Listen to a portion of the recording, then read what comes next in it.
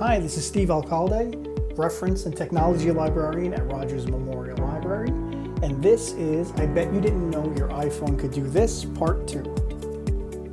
Today I'll be showing you how to access, navigate, and use your iPhone's Control Center, a feature that allows you to directly access important settings on your device with a swipe of the finger. Now, the manner in which you access the Control Center depends largely on which iPhone you have. If you have an iPhone 9 or an older model, you're going to place your finger at the bottom of the screen and swipe up, and that'll bring up the Control Center. If you have an iPhone 10 or newer, then you're going to put your finger in the top right corner of your screen, and you're going to swipe diagonally down to the left, and that'll bring up your Control Center.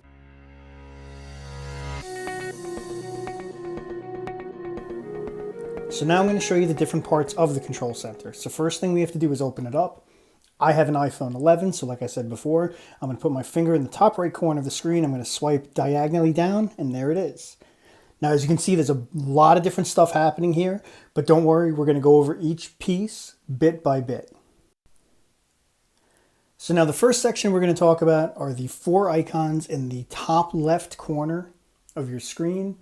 These are your service icons. They're called that because toggling them on or off will directly affect the service that your device receives. In the top left corner of that box is airplane mode. And if you tap that, it'll turn orange. That means it's activated. That means your cellular signal and your Wi-Fi signal have both been disabled. To deactivate airplane mode, just tap it again, and now it's off. To the right of that, you'll see a green icon. That is your cellular service. Works the same exact way. Tap it, turns it off. Tap it again, turns it right back on. The bottom 2 icons, on the left is Wi-Fi, on the right is Bluetooth. These work a little differently. Tap them, they will turn off, but they will only turn off for about 24 hours. So I'm going to tap the Wi-Fi, which again is on the left-hand side, and you'll see that it turns white. And at the very top of the screen, a message is going to come that says that it will be deactivated until tomorrow morning. So it's white, and you can see at the top it says completely deactivated until tomorrow, which means that if I don't activate it again within the next 24 hours, my device will reactivate it on its own. I'm going to do it now, though, just by tapping it. Bluetooth, again, works the same exact way. Turns white, says it will be disconnected until tomorrow. But I'm going to activate it again now. And any of these icons, if you hard press on them, a new menu will come up, which has mostly the same options, except the 2 at the very bottom. You'll see that the first one says AirDrop. If you tap that, this allows you to customize who you can send and receive AirDrops to and from.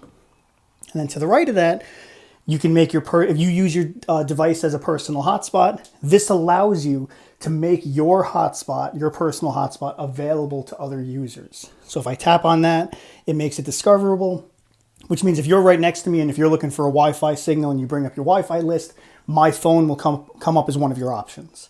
If I turn it off, like I'm doing right now, that won't happen.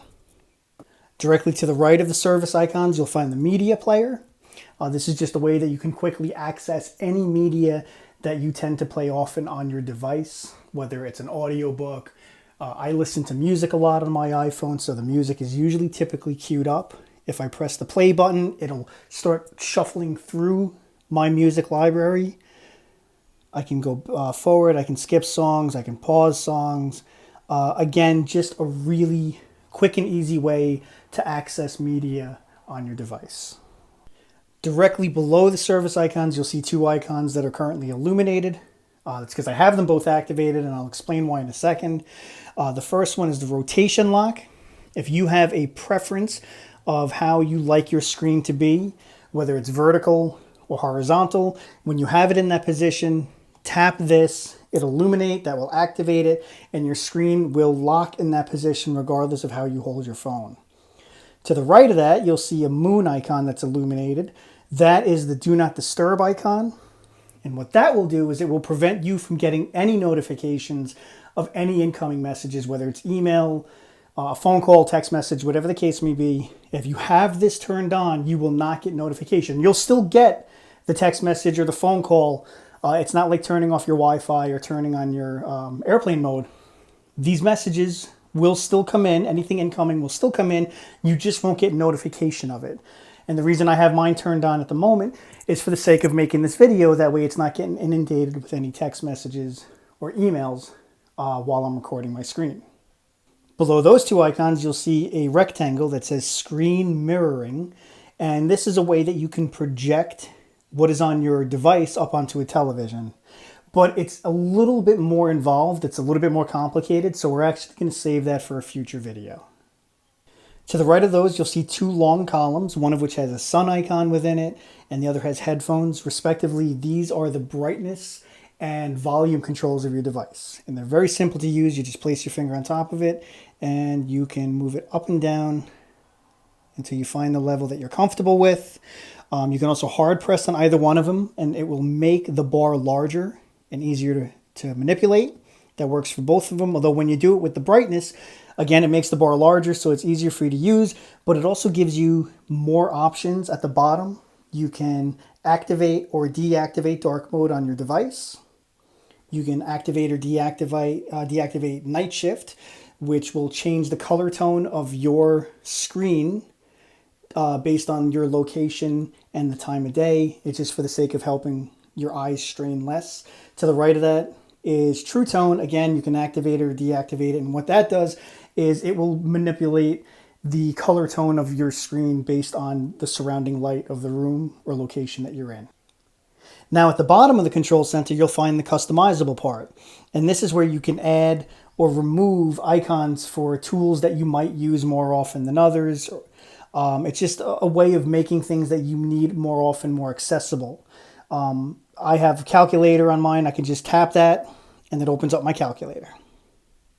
I have my camera on here. I have flashlight, controls to my home, my smart home. I have quick access to my notes. And the one that's actually illuminated is the screen recorder, which is what I'm using to make this tutorial. This is completely customizable. I'll actually show you how to customize this in our next video, and I bet you didn't know your iPhone could do this part 3. But for the time being, you do have default tools down there, so feel free to play around with them. And as always, if you have any questions or if you have ideas or suggestions for future classes, just let us know. Otherwise, stay tuned for I Bet You Didn't Know Your iPhone Could Do This part 3, where I will show you how to customize the tools at the bottom of your control center. Thanks for watching. I hope you have a great day.